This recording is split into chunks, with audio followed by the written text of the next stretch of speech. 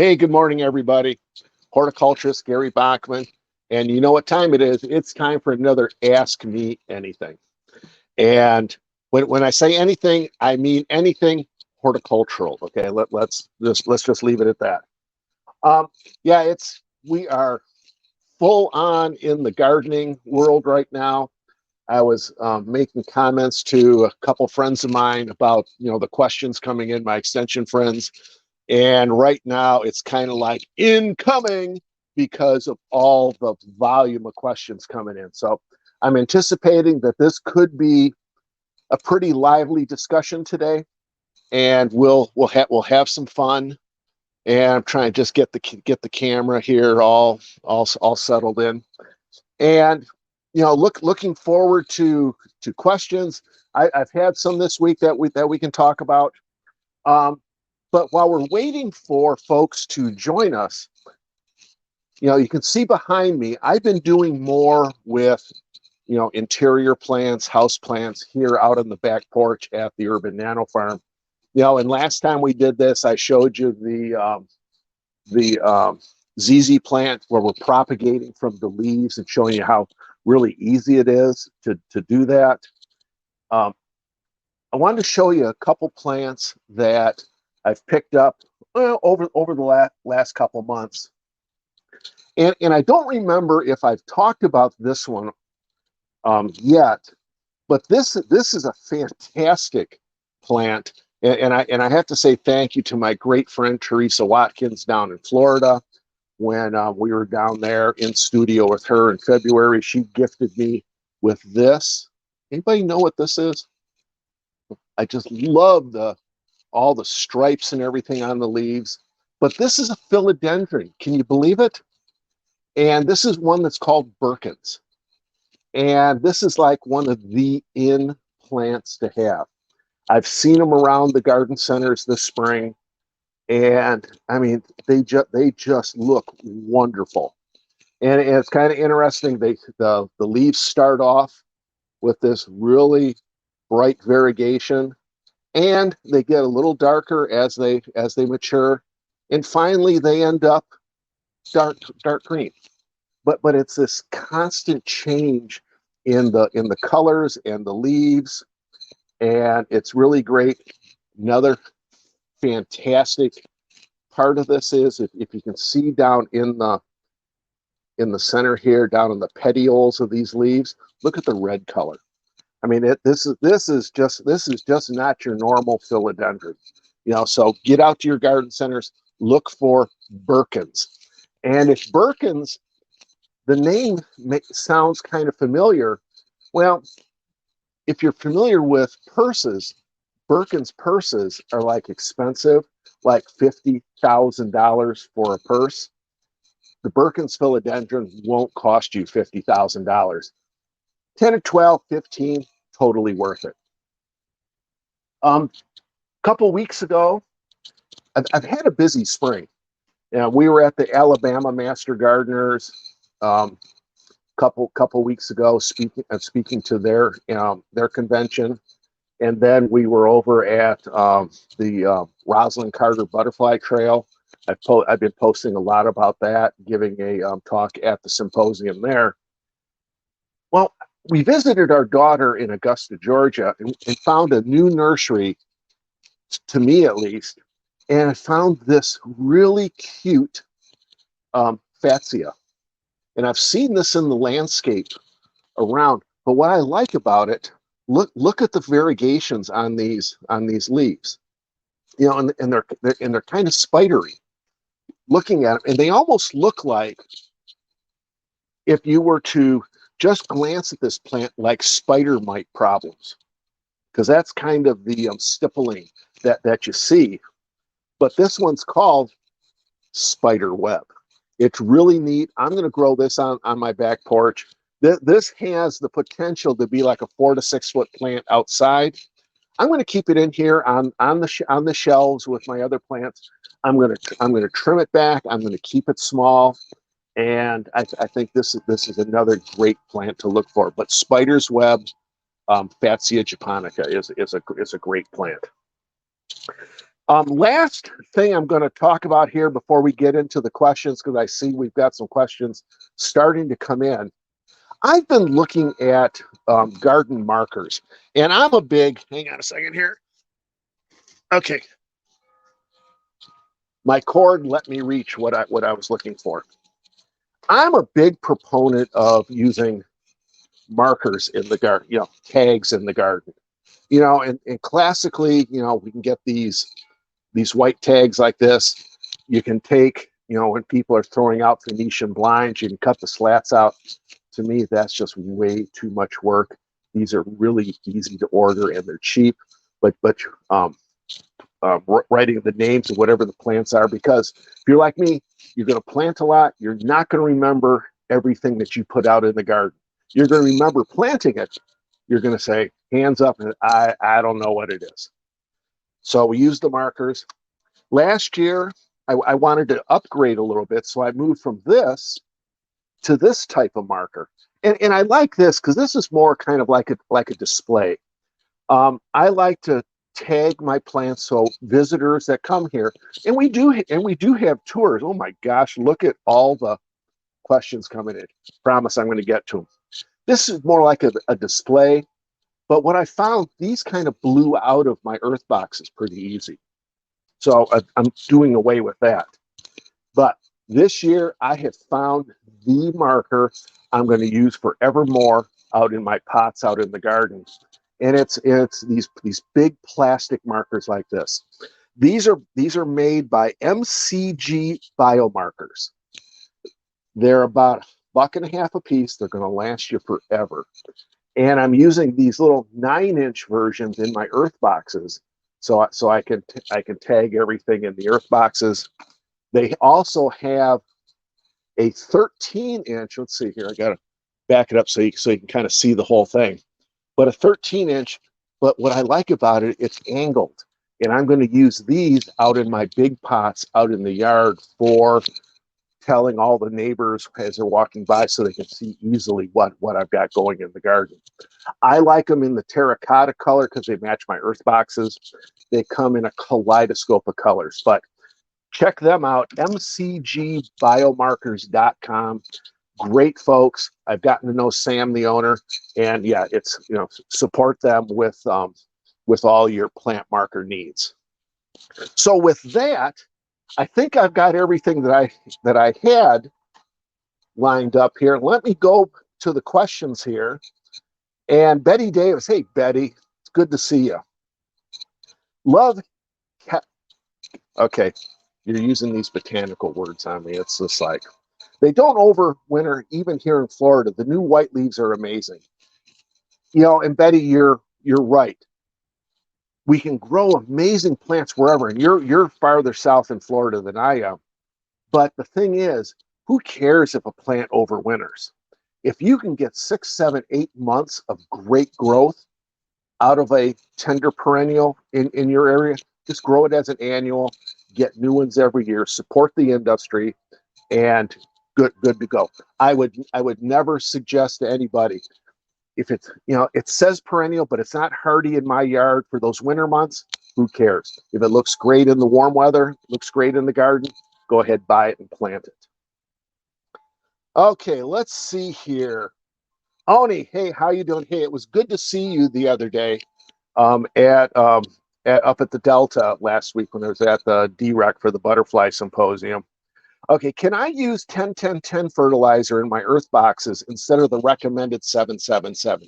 Yes, you can. But what I would do with that is the 10-10-10 is about a third more nutrients. So instead of adding 2 cups of 10-10-10 or 2 cups of 7-7-7, I'd add maybe a cup and a half of 10-10-10 just to back that nitrogen down, and you'll be perfectly fine. I do that all the time. I buy the granular fertilizer, what's available, and I adjust my rate to meet that analysis. So you're fine with that. And for folks out there that are wondering what Oni and I are talking about, earth boxes, and we've talked about, maybe we haven't, but I have talked about earth boxes a lot. Earth boxes, use just straight granular fertilizer, and it's really easy to fertilize your plants with it within the earth box system. I'm going to tell Ellen, write this down. One of these days, we just need to do an earth box day and do this, and that would be easier, and we'll make that happen. Well, I'll say Ellen will make me, and then we'll make that happen. So that'll be fine. So let's go down. Great friend Alan Owings over in Louisiana. Yeah, you're right. Lots of squash not getting pollinated going on. Lots of questions on that. Squash are interesting. They're not pollinated by honeybees. They're pollinated by early morning bumbles. And so if you've got, you know, some low activity going on right now, maybe due to the weather or whatever, you know, that could be an issue. It could also be an issue with squash because we have male and female flowers.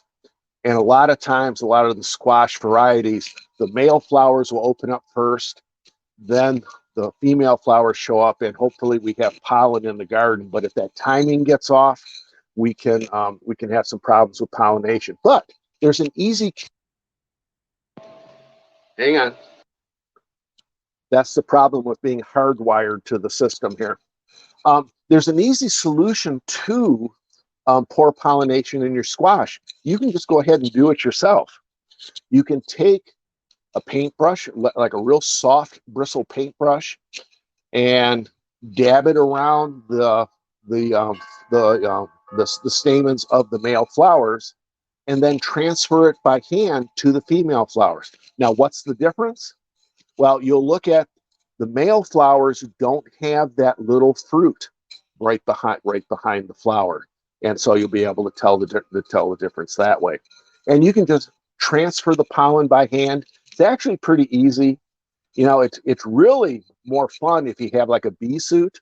Put your bee suit on in the morning, go out there and buzz, you know, and act like the bees. I think the squash respond better to, you know, if you do it that way. Now, you do know I'm kidding, right? Anyways, that's something that's going on. I think folks need to, you know, learn how to do some hand pollination and get better results. So that's a great question, Alan. Okay, so now we've got here from Deborah. I live in zone 7A. I have an area that is in shade until 2 o'clock, then full hot sun the rest of the day. What would grow well there? Oh man. If it was the other way around, it'd be a better answer. It just depends. If you're looking for flowering shrubs or just shrubs in general, or if you're looking for annuals, you know, warm season annuals.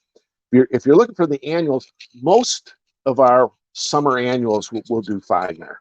They'll do fine with just that late afternoon sun. Give a good pop of color in there. So if you want to, Deborah, if you want to send me that question, and I'll put together a list of things and kind of give me more of an idea of what you want. Go ahead, just email me at southerngardening@msstate.edu, and I'll get that list out to you. I'll send you some other resources that you can then take to your local independent garden center and go ahead and get some good answers there. Okay, so now we got Jane. Do I keep the cover on my earth box? Keep the cover on my earth box all season? Yes. There's a lot of folks that think the cover is a nuisance, and the cover is an essential part of the earth box system. It really controls the evaporation of water from the system. Yeah, you want to keep that on all season. And in fact, when you don't have any plants in there at all, keep the cover on, because that keeps weeds out, and then you don't have to weed your earth boxes. So I hope that helps. And Ellen, that's the second earth box question we have. We're going to have to do a whole session on earth boxes. Maybe we'll have to go out to the back 40 here and do something with that. Sorry, I got to have a drink. There is, it's hot here. I'm starting to sweat. Kind of wishing I was doing this in the air conditioning this morning. Okay, so we've run out of questions here. One thing I want to do is I want to go ahead and promote my book a little bit, Southern Gardening All Year Long.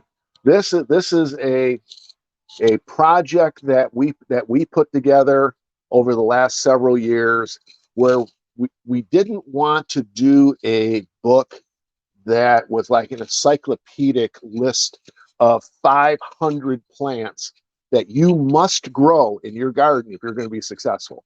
We don't need any more books like that. There's plenty of those out there. Southern Gardening All Year Long is really a book of inspiration. Bonnie Koblenz, at my Southern Gardening, and we picked out good columns, and we've set it up month by month of what can look good.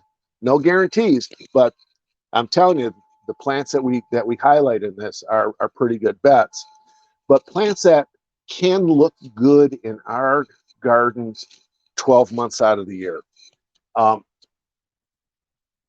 We looked at it, we updated information, updated the images. It is a gorgeous book.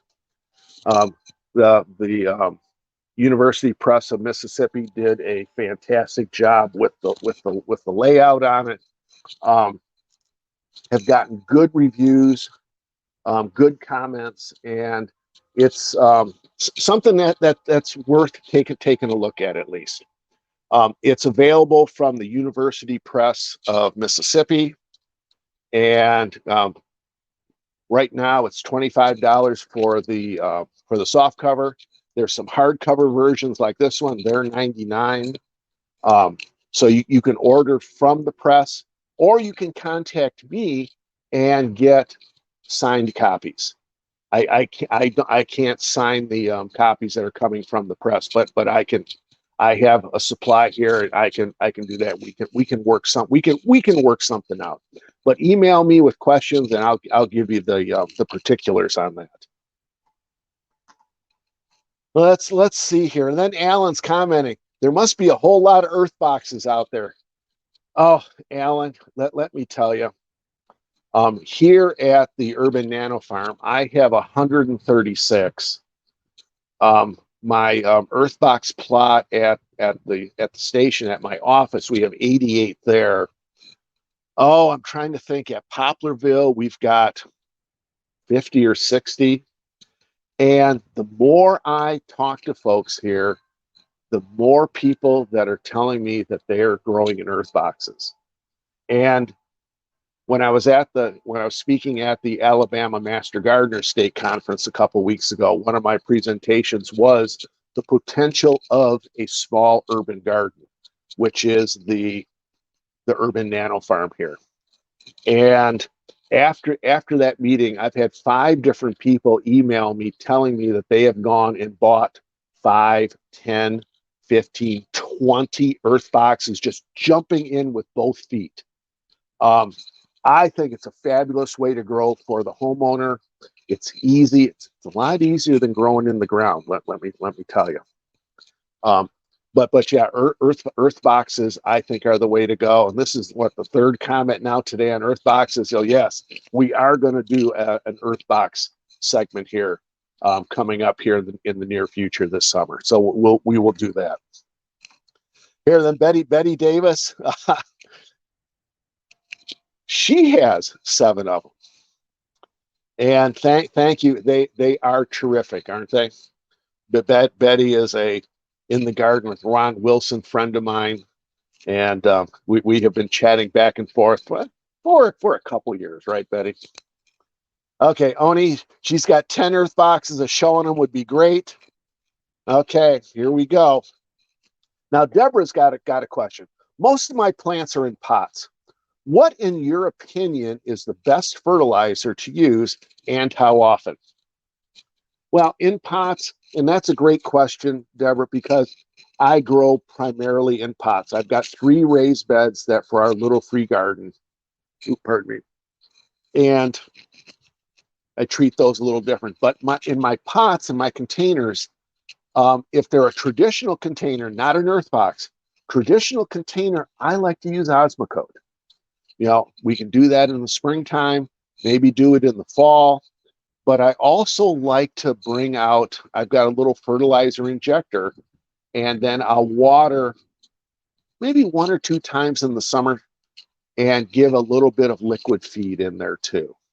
Um, that way, I think I'm controlling a little better, the nutrient availability, nutrient release that the plants are getting. Yeah, I mean, you could use the 10-10-10, but it rains once and boom, the nutrients are released and then they're gone.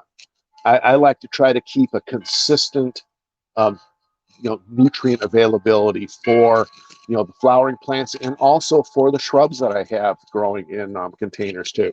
So that's what I would do. There's also, you can go organic products and go that route and fertilize the plants, and you'd be just fine too. It's really kind of what you're comfortable with and the style of growing that you do. So I think that's my best answer for that. Okay, Terry, I'm late to the game. Would you mind telling me what an earth box is, please? Well, an earth box, Terry, it's a sub-irrigated container. It's about 30 inches long, 12 inches high, 12 inches wide.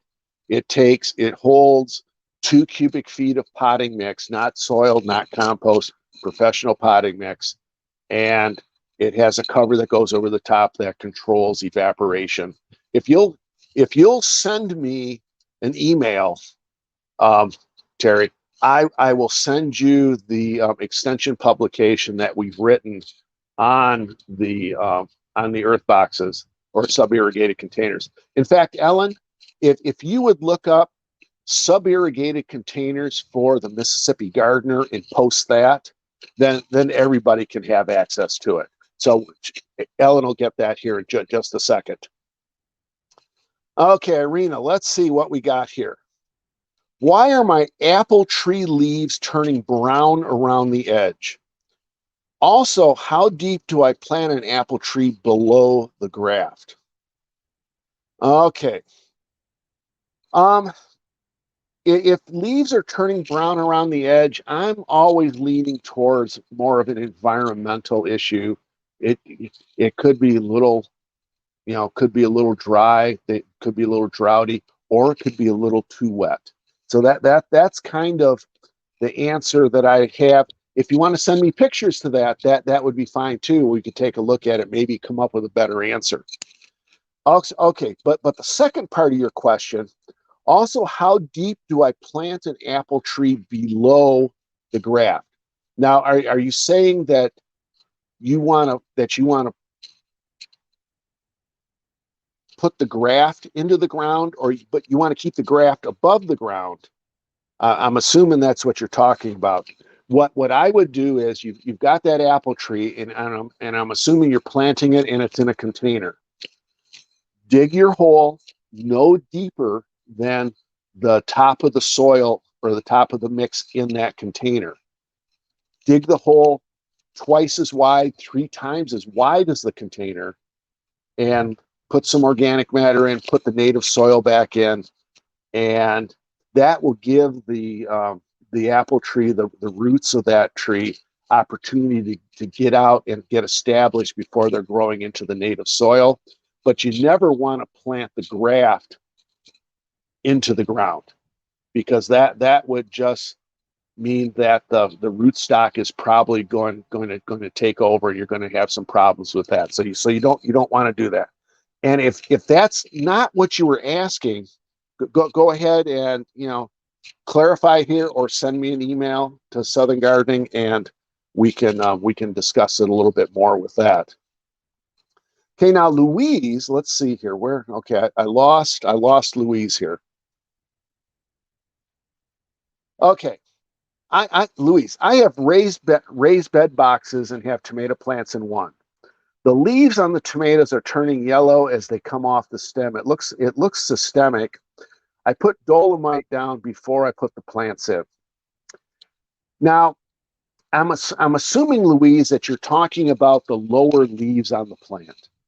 And if that's the case, tomato plants, as they grow, the lower leaves will turn yellow and they will drop off because the tomato plant is translocating nutrients from those leaves to the growing points. It's a natural process. Putting dolomite down at planting is great. That's going to help with your blossom, to try to, put an end to blossom end rot. So that's good. But I'm assuming that the yellowing leaves, if they're on the bottom, natural process, just pick them off. You'll be fine with that. If not, again, send me some pictures and we can go ahead and take a look at them and get a better idea about what's going on. Okay, so now Irina's back. Is there an Osmocote mix for tomatoes and vegetables? You want to know something? I believe that there is. You don't see it very often. But really, if you wanted to use an Osmocote, just normal 14-14-14 or an 18-6-12, or what's ever available, you'll be perfectly fine with that. That's what I use. I use one formulation of Osmocote for everything that I do. I think fertilizer is fertilizer. As long as you're feeding the plants, you're going to be fine. So, but if you want to take a look for that Osmocote for tomatoes, go ahead. I'm pretty sure there is. I know that there's like Miracle Grow, the liquid feed that is formulated for, tomatoes and vegetables. So that could be another option for you.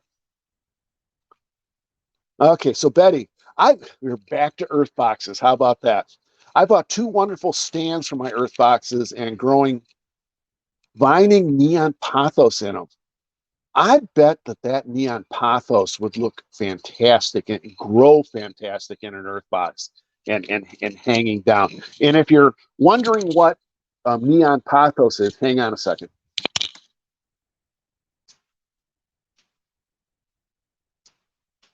Oh.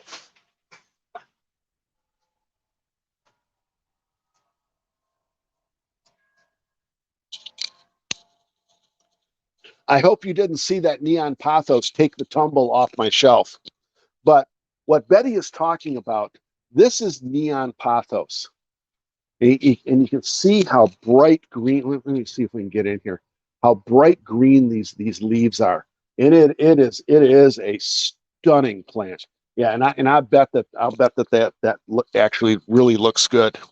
Now the stands that you bought, did you get those from Earthbox from the garden center?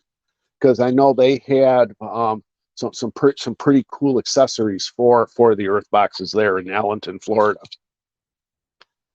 Okay, there, Ellen has posted the sub-irrigated containers for the Mississippi Gardener. This is, yeah, it's not called Earthbox. I wrote it. It's all about Earthbox. So that is one way you can get some information and get ahead of the curve on that. Okay, Gail Blanchard, Gary, what is the best fertilizer for tomatoes, cucumbers, and how often to fertilize? If you're now, are you, Gail? Are you talking in ground or containers? Because it kind of a different answer. In ground, really, you'd want to do a little pre-plant based on your soil test, and then about every 3 weeks you could side dress with some calcium nitrate. I think our extension recommendations are a tablespoon of calcium nitrate every 3 weeks, maybe every 4 weeks. If they're in containers, I would we can go the Osmocote route, go the Miracle Grow liquid feed. If you're going to do liquid feed, maybe every 10-14 days, Osmocote, beginning of the season, and maybe about halfway through top dress with a little bit. So that would be kind of the general answer for that. Okay. So Irina, Okay, the graft on her apple tree is above the ground. That's good. And it's planted in the yard. But the tree trunk looks pinched at the graft and it wobbles. Um, Sometimes what happens with that, Irina, is when you're grafting, that you're the grower is taking a rootstock, which is generally a hardy rootstock, and grafting on the scion, which is the apple that you want, that will produce the apples that you want. Sometimes we'll see, especially in the springtime, where the scion and the rootstock are growing at different rates. And we can see it throughout the year too, but a lot of times we see it in the spring as there's a lot of water moving up into the tree, and it gets to that graft, and the two parts, because they're basically mechanically attached together, can grow or swell at different rates, and you can see one bigger than the other, and it can be very obvious, especially in the springtime. The fact that it wobbles, do you mean that the graft union itself is wobbling right at that point where the rootstock and scion are attached? Um, not quite sure. I really would like to see a picture of that, because there may be some things that you could do. And to tell you the truth, I have seen people take duct tape and wrap around graft unions to help stabilize, and that gives the tree some stability for that graft union to re-solidify. But send me a picture of that. I would really like to see that.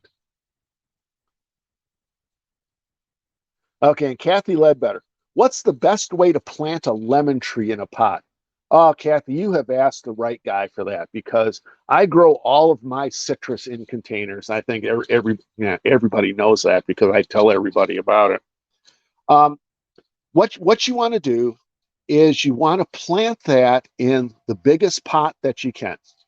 um, 15-gallon minimum, 25-gallon, and you'll never have to move that plant again. That'll be enough to satisfy that. You want to use professional growing mix in a pot, but some of the newer research out there is you don't take that 25-gallon pot and fill it completely up with the professional potting mix, container mix. Some of the newest research out there are showing that if we use material that's very coarse, bigger chunks in the bottom third, maybe even bottom half, depending on what you're growing, put that in the bottom of the pot, and then fill the rest of the pot with the professional growing mix. And the reason for that is primarily the roots aren't going to go to the bottom of that pot. They're primarily going to stay up in the upper part of the pot and in the good growing mix. So we put the coarse mix on the bottom, gives us some drainage, gives us some support. It breaks down, and we let that tree or that plant grow in the good mix up in the top of the container. That would be what I do, or that is what I do, and that's what I would suggest. If you're talking about a lemon tree that you're gonna, like bring inside in the wintertime, probably, and I don't know how big of a lemon tree if you've got one already, but a smaller pot works just fine, and will actually act as kind of a way to control the growth of that plant by restricting that root zone, and kind of keep that plant a little smaller, and keep it as a porch plant in the summertime and as an interior plant in the wintertime. It can be a fun thing to do. And when that lemon tree blooms on the inside, your house will smell wonderful. Okay, and Betty, the stands are the Earthbox brand from my garden center. Very well made and sturdy and steady. Yeah, they really are. I've been impressed with the products that Earthbox puts out for their to support their products out there. So that's fantastic. Okay, so Kathy says, "Oh, here I think I missed Irina. I'll go back to you." Kathy is course mix. Yeah, when I'm talking about course mix, like the big, I've been using the big pine bark chunks that are sold as a mulch, and they seem to work just fine. For me, you can get them in 2 cubic foot bags from the garden center and stick those in the bottom and fill the rest of it up with your good mix, and I think you'll be happy with that. Okay, and Irina's going to get a picture of the apple tree and send it to you.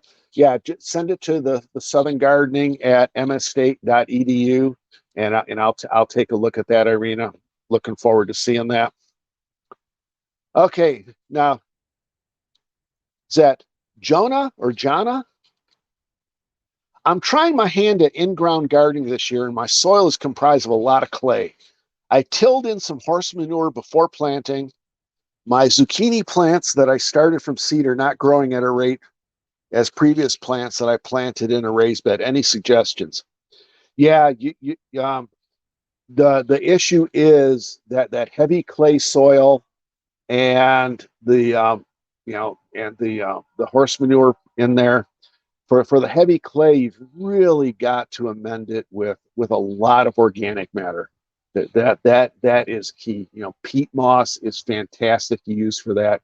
Compost, but when I say a lot, I mean it a lot. You've got to get in there and get that all worked in, and it may take a year or two, in my experience, to get it where you want to go.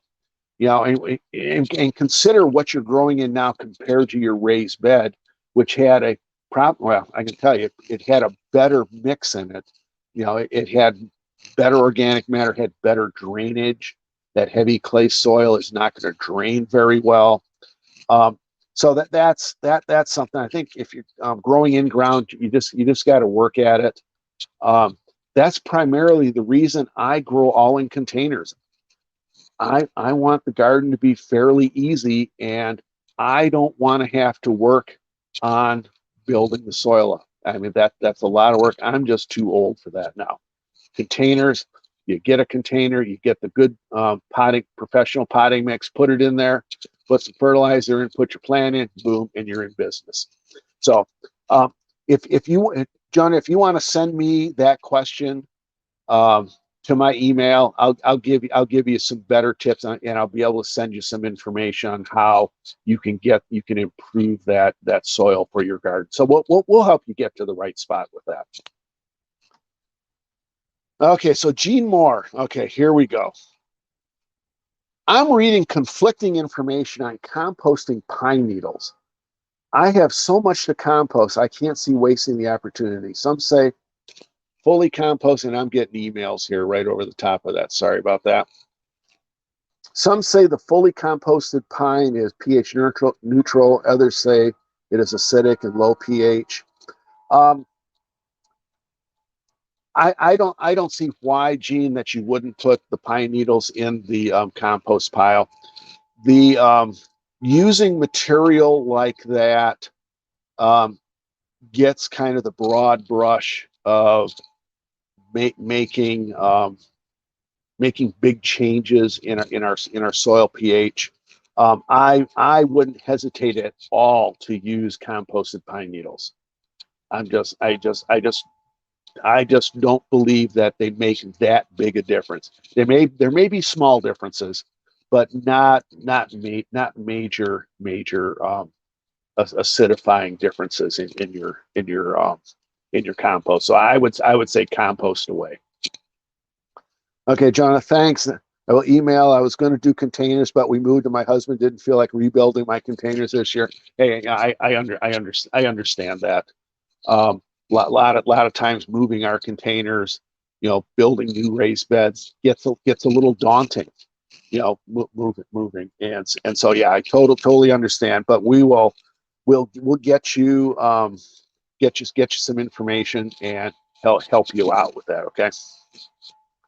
So with that has been a rapid fire, almost 40 minutes now. I just want to tell everybody, I have so much fun doing these Ask Me Anythings. I like, everybody keeping me on my toes, asking me questions I'm not prepared to answer. And sometimes I kind of rethink my answers afterwards because we are going rapid fire. Um, but with that, since we don't have any more questions coming in, I'm going to say, hey, thanks everybody. Um, this is always fun to do this, and what we'll do is, hey, we'll do it again next month. Maybe next month we'll do the earth box, or maybe we need to do just an earth box by itself. Maybe that's the way to do it. But anyways, hey, listen, thanks, appreciate it. Get out and garden this weekend. Still lots of time, and I'll tell you, I haven't planted all my peppers yet. There's still lots of time here in Mississippi and point south to have still a great garden this year. And what just happened here? Oh, hey, thanks, Betty. Appreciate it. Yes, I'm heading to the air right now. And we have one more question. I'm having an issue. Oh, we have maybe another question. We'll just keep going here. I'm having an issue with my orange tree. The leaves are pale with tiny yellow spots. I fertilize it with citrus fertilizer and sprayed it with micronutrient. Um, Tough to say, Kirk. If you want to send me a picture for that, um, I'll take a look at it. I have seen some of my citrus, the leaves pale out. I'm just going to say pale out, and I've seen tiny yellow spots. I mean, you're not talking like you've got leaf miners where you see the tracks running through the leaves, and if you see that, then that's a little wasp that lays its eggs, and the little larva burrows in between the layers of the layers of the leaf, and basically mines out the center of the leaf. And if that's the case, you can use a product containing spinosad. Spinosad's an organic insecticide that works. It's organic, and it's translaminar, meaning that it actually enters the surface of the leaf, and it gives you about a 21-day longevity. It works just like BT, which only has about a 2 to 3 day longevity because it sits on the top of the leaf. So, anyways, if you want to send me pictures of that would be fantastic. Okay, let's see here. Irina, you're welcome. Looking forward to purchasing my first grow box. Excellent. Glad to hear that. Deborah, I have an improved Meyer lemon tree that I planted in a 5-gallon bucket. Its center stem was cut short when I bought it with 2 branches coming out. Need to replant it in a bigger pot. So what kind of soil is best? If you're going to replant it in a container, I like using professional growing mix. You get that from your independent garden center. Pro Mix, Metro Mix, Sunshine. I like one that we can get locally called Jolly Gardener Works. But you want a mix that's primary ingredient is sphagnum peat moss, and your independent garden centers will have that type of mix. Maybe not those brands. They'll be able to steer you in the right direction. And Gene, you still have more peppers to plant? Yeah, I have got. Hang on a second here. Let me look out here. I've got four trays times 18. So it's at 3672 plants to go. I'm planting 63 different varieties of peppers, and those aren't all of them. I had to replant. I've got 5 or 6 still on the germination rack, which I'm not worried about because I think after 4th of July, we get the best pepper production anyways. So yeah, I still have some. Hopefully I'm going to get most of those in the earth boxes this weekend, and then it'll be a couple weeks, and I'll get the stragglers in. But yeah, I'm still planting, man. Okay, Gail, Gary, I know you grow avocados. Can you give me information about them? I have a Leela. Can they take all day sun? Gail, absolutely. And one of the things about avocados that I've learned is you don't have to have a second avocado plant for them to flower, but they have a very interesting flower opening. They have male and female flowers on the same tree. And what happens is the female flowers, like on Leela, the female flowers, and Leela is a type A.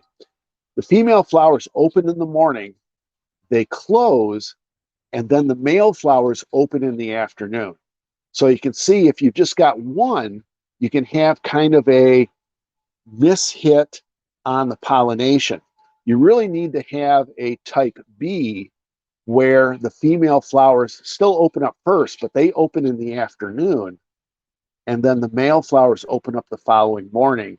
And so that way you can sync up male and female flowers opening at the same time. And I've grown Leela for several years, and I thought last year that Leela needed a boyfriend, so I bought her the Joey variety, which it's the opposite flowering type. I lost Joey this year, got Asian ambrosia beetles in him. I've got a replacement, and but the ambrosia beetles, man, took out that avocado. I thought there was kind of a watering issue going on, but then doing some more searching and actually talking about Asian ambrosia beetle with Teresa Watkins on WFLA out of Orlando earlier this year, decided, yeah, that's what got it. So I've got the replacement, got to plant him, and there's always something to do. The horticulture never stops. Okay, then yeah, Kirkus, thank you. You're very welcome. Betty, Gary will soon be known as the red hot gardener. That's funny. And Gene, yeah, Gene, you still have time? Oh yeah, man. I found, now I'll tell you, Gene, I found several years ago when we were growing for the farmers market. In case folks don't know, Kate and I, we were market growers for 5 years, 52 weeks out of the year, out of the backyard. And I learned that don't have to put peppers in right away with the tomatoes, yes, because we have some heat issues and productivity as we get it early into the summer. But peppers, not so much. And I did an experiment one year where I planted a group of peppers with the tomatoes, April 2nd, April 3rd, my normal planting time. Then I took a second set of the same varieties and planted them in mid-May, like we are now. Want to know something? Both sets produce fruit at the same time. It's the soil temperatures aren't quite hot enough for good root development in early April. So just wait till May, even early June, and I found it's just fine.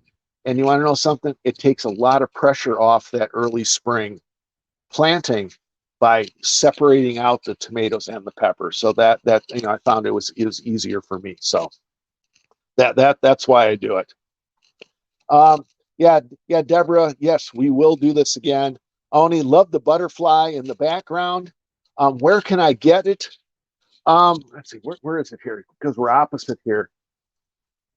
Kate got that at one of the garden shows. I don't remember which one of the metal dealers. It could have been at Crystal Springs with the folks there. But yeah, it's a nice little addition out here on the back porch. And Sharon, hey, thanks for popping in. Glad you liked it. Yes, and you're very welcome on the tour. Sharon got she got a tour of the nano farm. She contacted me. We made arrangements. Went around the nano farm. I think you left with some sriracha pepper plants. I think everybody leaves with something when they come visit the farm. So if you ever want to do farm tours, you got to contact me first. And whenever we do tours, it's as it is, because a lot of times, and right now it's one of those times, because I've been on the road most of April and May, is my yard kind of looks like the shoemaker's kids who run around barefoot, if you know what I mean. Doesn't look like that all the time, but it will look like that at times. And so it's always a work in progress. So with that, okay, you guys got an extra 10 minutes out of me there. Right now we're at 50 minutes. I'm going to say thanks. I enjoyed it. If you got more questions, or if you're watching the replay of this, go ahead, put the questions in the comments of this, and I'll go through here and answer to the best of my ability. Email me questions. We'll do it that way. And with that, adios. We'll see you next month on another Ask Me Anything.